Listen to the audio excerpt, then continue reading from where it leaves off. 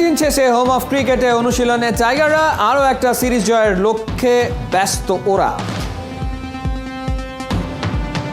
ভালো রেজাল্ট করতে গেলে সবথেকে ইম্পর্টেন্ট টিম হিসেবে খেলা। আমার কাছে মনে হয় ইনশাল্লাহ এই সিরিজে যদি আমরা টিম হিসেবে খেলতে পারি অবশ্যই ভালো রেজাল্ট হবে। পরপর সিরিজ জিতলেও ঠিকঠাক হচ্ছে না টাইগারদের ব্যাটিং। কিউইদের বিপক্ষে উন্নতি দেখতে চান অ্যাশওয়েল প্রিন্স। পর্তুগাল জাতীয় দলে বাংলাদেশের খাদিম, ক্রিকেট তার জীবনটাকে করে দিয়েছে রঙিন।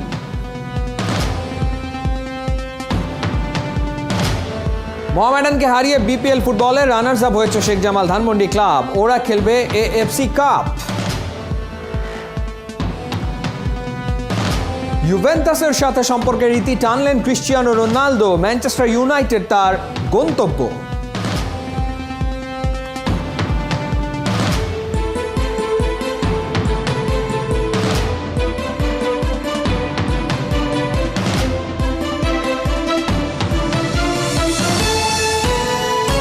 স্বাগত ৭১-এর খেলাযোগে আপনাদের সাথে আছি আমি ফাহিম রহমান। নিউজিল্যান্ডের বিপক্ষে ৫ ম্যাচের টি-20 সিরিজকে সামনে রেখে আনুষ্ঠানিক অনুশীলন শুরু করেছে টাইগাররা।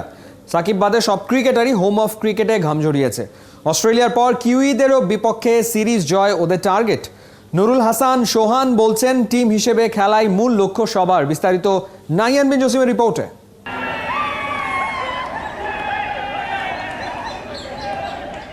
অস্ট্রেলিয়া বধের রেশ এখনও তরতাজা। দারুণ ফুরফুরে মেজাজে টাইগাররা। ছুটি কাটিয়ে নতুন মিশনে বাংলা। টার্গেট এবার তাসমান পাড়ের আরেক দেশ নিউজিল্যান্ডকে ধরাশায়ী করা। সিরিজ শুরুর মাত্র ৫ দিন বাকি। কোচিং স্টাফদের চোখে মুখে অবশ্য এতটুকু দুশ্চিন্তার ছাপ নেই। নির্ভর রেখেছে টাইগারদের সুপার ফর্ম, তার উপর নিউজিল্যান্ড আনকোড়া দল। রিয়াদ মুশফিক মিলে যতগুলো আন্তর্জাতিক টি-20 খেলেছে, কিউই স্কোয়াডের সবাই মিলে তার চেয়ে কম ম্যাচ খেলেছে। তবে ফরম্যাটটা টি-20 বলে কথা, কাগজ কলমের হিসেব খুব একটা কাজে আসবে না।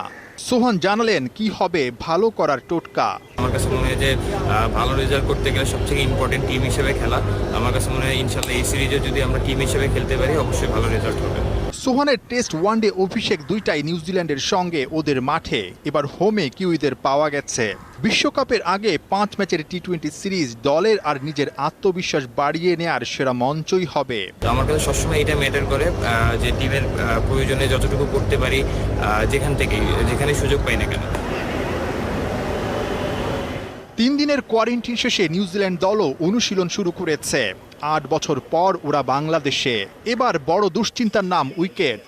প্রথম দিনের প্র্যাকটিসে তাই হোম অফ ক্রিকেটের ২২ গজ ওরা বারবারই উল্টে পাল্টে দেখেছে। ব্ল্যাক ক্যাপদের নেতৃত্ব দিচ্ছেন ৩ বছর আগে সবশেষ টি-20 খেলা টম লাথাম। তবে অতীত পরিসংখ্যানেই কিউইরা আত্মবিশ্বাসী। আগের ১০ দেখায় সব কটিতেই যে ওদের জিত। নাহিয়ান বিন জসিম, ৭১। দেশে ক্রিকেটের টানা সাফল্য, তবুও জিম্বাবুয়ে সিরিজ ঘুরে অস্ট্রেলিয়ার বিপক্ষেও দেখা গেছে টাইগারদের ব্যাটিং ব্যর্থতা। টি-20 বিশ্বকাপে কি কাটবে ব্যাটসম্যানদের দুর্বলতা কিংবা অফর্ম? কিউই সিরিজেই উন্নতির গ্রাফটা দেখাতে মরিয়া নয়া ব্যাটিং কোচ অ্যাশওয়েল প্রিন্স। ঢাকায় প্রথম অনুশীলনে ব্যাটসম্যানদের নিয়ে সাউথ আফ্রিকান ছিলেন ভীষণ ব্যস্ত। সাইফুল রূপকের রিপোর্ট। টিকে থাকতে বাহবা কুড়াতে হোমওয়ার্কের বিকল্প নাই। পড়াশোনা করেই অনুশীলনে এসেছেন অ্যাশওয়েল প্রিন্স। নিজ দেশে বসে অস্ট্রেলিয়া সিরিজের ম্যাচগুলোতেও রেখেছিলেন পাখির চোখ। অন্তত ফুটেজটা তাই বলে। এবার মিলিয়ে নেই। সৌম্যের আউটটা খেয়াল করুন। পুল কিংবা হুকে সিদ্ধান্তহীনতা, যার ফলে মিস টাইমিংয়ে ধরা। ঠিক ওই ভুলটাই জাতীয় দলের প্রথম সেশনে নানা ভঙ্গিতে বাতলে দিয়েছেন। শুধরে দেওয়ার পাশাপাশি মনোবল বাড়িয়ে দেওয়াতেও বেশ তৎপর অ্যাশওয়েল প্রিন্স। জিম্বাবুয়ে সফরে খণ্ডকালীন দায়িত্বে দক্ষতা দেখিয়ে প্রশংসা কুড়িয়েছেন লিটনদের। কদিন আগেই মিলেছে লম্বা চুক্তি। টাইগার ডেরায় থাকছেন ২০২২-এর টি-20 বিশ্বকাপ অবধি।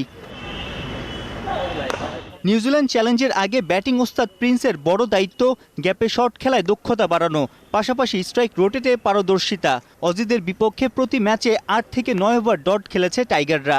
তাই তো ক্রিকেটারদের সঙ্গে সম্পর্ক আরও মজবুত করে প্লেয়িং ক্যারিয়ারের সব অভিজ্ঞতাই নিংড়ে দিতে চান বাংলার ক্রিকেটে। জানারই কথা, সবশেষ ব্যাটিং কোচ জন লুইসে মন ভরেনি ক্রিকেটার ও বোর্ড কর্তাদের। গল্পের ছলে অনেকেই নানা সময় বলেছেন নেইল ম্যাকেঞ্জির দীক্ষায় স্কিলে উন্নতির সাথে ব্যাটারদের বেড়েছিল আত্মবিশ্বাস। 2018 সালের ঘটনা, সামনে ঝুঁকে যাওয়া, শরীর থেকে দূরে বল থাকা অবস্থায় ব্যাট চালিয়ে দিয়ে বারে বারে ফাঁদে পড়ছিলেন লিটন দাস। ম্যাকেঞ্জি হাতে ধরে সময় দিয়ে লিটনকে পাল্টে দিয়েছেন অনেকটা। ভালো কাজের প্রশংসা এখনও রয়ে গেছে এই বাংলায়। স্বদেশী সাবেক টিমমেট ম্যাকেঞ্জির মতো প্রিন্সও কি দাগ কাটতে পারবেন টাইগার ক্রিকেটে? উত্তরটা হয়তো মিলে যাবে নিউজিল্যান্ড সিরিজেই। সাইফুল রূপক, 71। নিউজিল্যান্ডের আন করা দল নতুন মুখে ভরা, অচেনা বলেই ওদের নিয়েও আছে ভয়। তারুণ্য দলটার প্রধান শক্তি, এদের অনেকের গায়ে ভবিষ্যতের তারকা ট্যাগ। বাংলাদেশ সফরে আসা নিউজিল্যান্ডের প্লেয়ারদের প্রোফাইল ধারাবাহিকভাবে জানাচ্ছে খেলাযোগ। Top order batsman Will Young এর কথা জানাচ্ছেন রোমান পেয়ার। প্রত্যাশার চেষ্টা সমান্তরাল, অধ্যবসায়ের মহিমা বিশাল। যেখানেই থাকো সেরা হয়ে বাঁচো, এটাই নিউজিল্যান্ডের এক যুবকের জীবন দর্শন। সবার নজর করেছেন আকর্ষণ, উইল ইয়াং তার নাম। নিউজিল্যান্ড ক্রিকেট দেরিতে হলেও বুঝেছে ওর দাম।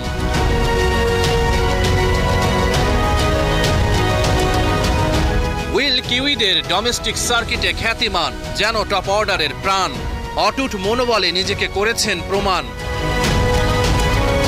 মনে ছিল অকুণ্ঠ বিশ্বাসের ধারা, আজ উইল ইয়াং এর তরেই ছোটে প্রশংসার ফোয়ারা। দারুণ প্রতিশ্রুতিশীল, তার ব্যাটে আনন্দ খেলা করে অনাবিল। ওর শক্তি বিশ্বমানের স্কিল।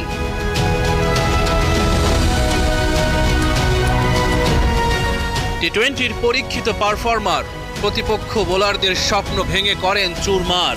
এই ফরম্যাটে সেঞ্চুরি একবার, 50 করেছেন 10 বার। 3 ফরম্যাটের ক্রিকেটে আন্তর্জাতিক অভিষেক হয়ে গেছে গেল বছর। একাগ্র অনুশীলনে অনর, পরিস্থিতি অনুযায়ী ব্যাট করে বাড়িয়েছেন কদর।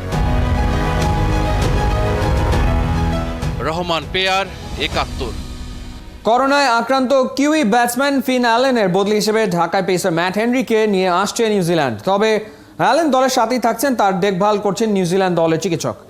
হেনরির পাকিস্তান সফরে দলের সাথে যুক্ত হওয়ার কথা ছিল, তবে নতুন সিদ্ধান্ত অনুযায়ী আগামী 30 অগস্ট বাংলাদেশে রওনা দিচ্ছেন এই কিউই ক্রিকেটার। সেপ্টেম্বরের 1 তারিখ থেকে মাঠে গড়াবে বাংলাদেশ নিউজিল্যান্ডের 5 ম্যাচের T20 series. For the Pakistan league, but to be able to go over there now and join the Bangladesh squad. Pakistan সিরিজের আগেই বাংলাদেশের বিপক্ষে দলে যুক্ত হওয়াটা দারুণ ব্যাপার। উপমহাদেশের কন্ডিশনে খেলার অভিজ্ঞতা আছে বাংলাদেশের বিপক্ষে, সেগুলো কাজে লাগানোর চেষ্টা থাকবে। First time touring there, but I've spent a lot of time obviously playing in India. Shakib, Tamim, মুশফিকদের সতীর্থ ছিলেন 2006 অনূর্ধ্ব-19 বিশ্বকাপে। বাংলাদেশের স্কোয়াডেও ছিলেন বাংলার নিপু। ভাগ্যের নির্মম পরিহাস, লাল সবুজের জার্সিতে মাঠ মাতানো হয়নি আর।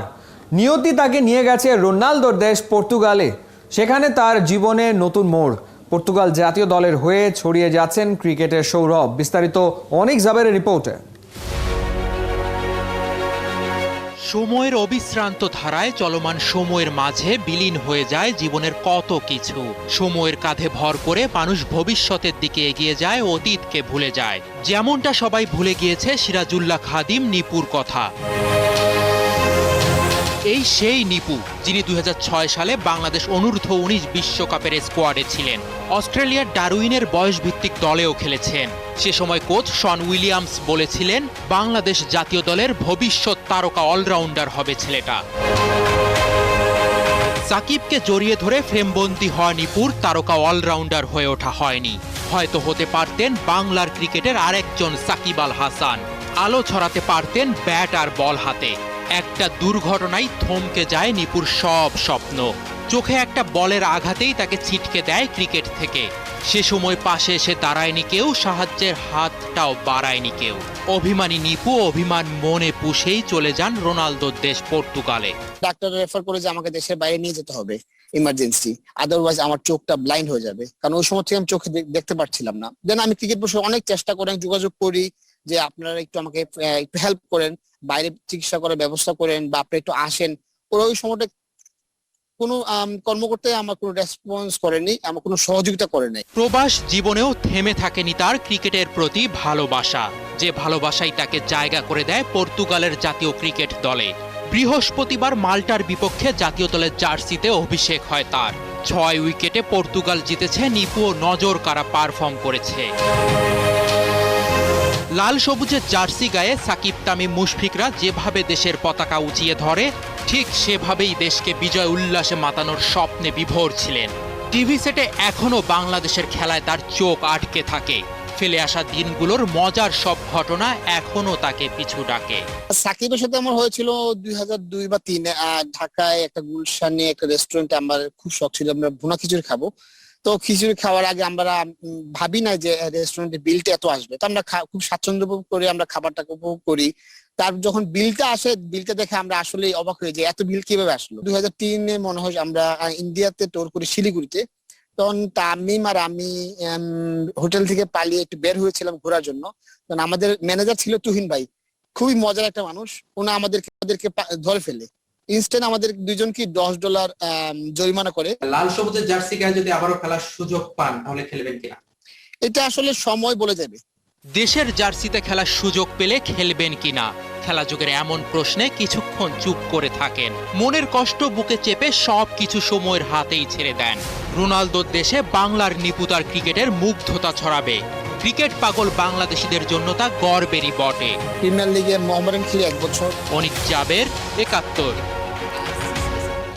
ঢাকা মোহামেডানকে জোড়া গোলে হারিয়ে বিপিএল ফুটবলে রানার্স আপ হয়েছে শেখ জামাল ধানমন্ডি ক্লাব। ঠাই করে নিয়েছে আগামী মৌসুমের এএফসি কাপে। ত্রিদেশীয় টুর্নামেন্ট খেলতে আজ রাতে কিরগিজস্তান যাচ্ছে জাতীয় ফুটবল দল। খেলার মাঠে অখেলোয়াড় সুলভ আচরণের জন্য কয়েক ক্লাবের কয়েক ফুটবলারকে শাস্তি দিয়েছে বাফুফে। 15টি দেশের 21 জন গ্র্যান্ড মাস্টার নিয়ে শুরু হয়েছে শহীদ ক্যাপ্টেন শেখ কামাল আমন্ত্রণমূলক আন্তর্জাতিক অনলাইন দাবা প্রতিযোগিতা। উপলব্ধি রিপোর্ট। ত্রিদেশীয় টুর্নামেন্ট খেলতে আজ রাতে কিরগিজস্তান যাচ্ছে জাতীয় ফুটবল দল। বিশকেকে জামাল ভুঁইয়ারে খেলবে 3টা আন্তর্জাতিক ম্যাচ। কিরগিজস্তানে ফিলিস্তিন ও কিরগিজস্তান জাতীয় দলের সাথে একটা করে খেলা, বাকি ম্যাচটা কিরগিজস্তান অলিম্পিক দলের বিপক্ষে। জাতীয় দলের স্কোয়াডে শেষ মুহূর্তে জায়গা পেয়েছেন উত্তর বারিধারার স্ট্রাইকার সুমন রেজা। বাফুফে 23 সদস্যের চূড়ান্ত দলের সাথে বাড়তি কয়েকজনের ভিসা আগেই করিয়ে রাখার কারণে সুমন রেজার যাত্রা নিয়ে জটিলতা হয়নি। ডিফেন্সিভ মিডফিল্ডার মাসুক মিয়া জনির পরিবর্তে ফরওয়ার্ড সুমন রেজা সুযোগ পেয়েছেন। বসুন্ধরা কিংসের ফুটবলার জনি এএফসি কাপ খেলার সময় চোট পেয়েছিলেন। গত 21 আগস্ট ব্রাদার্সের বিপক্ষে অখেলোয়াড় সুলভ আচরণ করেছিলেন শেখ জামাল ধানমন্ডির কয়েক ফুটবলার। এই অপরাধে বাফুফের ডিসিপ্লিনারি কমিটি শেখ জামাল ধানমন্ডি ক্লাবকে 1 লাখ টাকা জরিমানা, 2 ফুটবলার ফয়সাল আর শাকিলকে 1 ম্যাচ করে নিষিদ্ধ করেছে। শেখ জামাল ধানমন্ডির সাথে শাস্তি হয়েছে ব্রাদার্সেরও। তাদেরকে 25,000 টাকা জরিমানা করেছে বাফুফে। 1 ফুটবলারের 1 ম্যাচ বিরতি আর 2 বল বয় হয়েছেন 4 ম্যাচ নিষিদ্ধ। এছাড়া ম্যাচ কমিশনারের বারণ উপেক্ষা করে শেখ জামাল ধানমন্ডির বিপক্ষে জিতেই আগেভাগে শিরোপা উৎসব করায় 1 লাখ টাকা জরিমানা করা হয়েছে বসুন্ধরা কিংসকে। বিপিএল ফুটবলে বাফুফের শাস্তি মাথায় নিয়ে মাঠে নেমে ঢাকা মোহামেডানকে 2-0 গোলে হারিয়েছে শেখ জামাল ধানমন্ডি ক্লাব। এই জয়ে 24 ম্যাচে 52 পয়েন্ট নিয়ে রানার্স আপ হয়ে এবারের লিগ শেষ করল ধানমন্ডির জায়ান্টরা। হলুদদের থেকে বড় বাজেট নিয়ে মাঠে নামলেও শেষ পর্যন্ত লিগের 2 নম্বর জায়গা নিতে পারেনি ঢাকা আবাহনী আর রাসেল কেসির মতো দামি দল দুটো। সাইফ স্পোর্টিং, রাসেল কেসি আর ঢাকা আবাহনীর বিপক্ষে বসুন্ধরা কিংসের 3টা ম্যাচ বাদে শেষ হয়েছে বিপিএল এর বাকি সব খেলা। শুক্রবার ঘরোয়া ফুটবলে রেকর্ড 5টা ম্যাচ মাঠে গড়িয়েছিল। এক ঝাঁক দেশি বিদেশি গ্র্যান্ড মাস্টার নিয়ে শুরু হয়েছে শহীদ ক্যাপ্টেন শেখ কামাল আমন্ত্রণমূলক আন্তর্জাতিক অনলাইন দাবা প্রতিযোগিতা। বাংলাদেশ সহ 15টি দেশের 21 জন গ্র্যান্ড মাস্টার অংশ নিচ্ছেন এই টুর্নামেন্টে। প্রতিযোগিতার প্রাইজ মানি $10,000। সাম্প্রতিক সময়ে এটাই সবচেয়ে বেশি দামি দাবার আসর। যেহেতু ক্যাপ্টেন শেখ কামালের নামে আমরা করে যাচ্ছি, এটা হচ্ছে ওনাকে তো আমরা প্রমোট করতেছি সারা পৃথিবীর সব জায়গায়। অ্যাট দ্য সেম টাইম এখানে যে আমাদের বাংলাদেশে যারা আমাদের এখানে টুর্নামেন্টে যারা পার্টিসিপেট করেছে, আমাদের গ্র্যান্ড মাস্টার, আমাদের যারা সম্ভাবনাময় খেলোয়াড় আছে, সেখান থেকে তো আমাদের টার্গেট আছে এখান থেকে আমরা 1-2 গ্র্যান্ড মাস্টার আমরা বের করে নিয়ে আসার জন্য।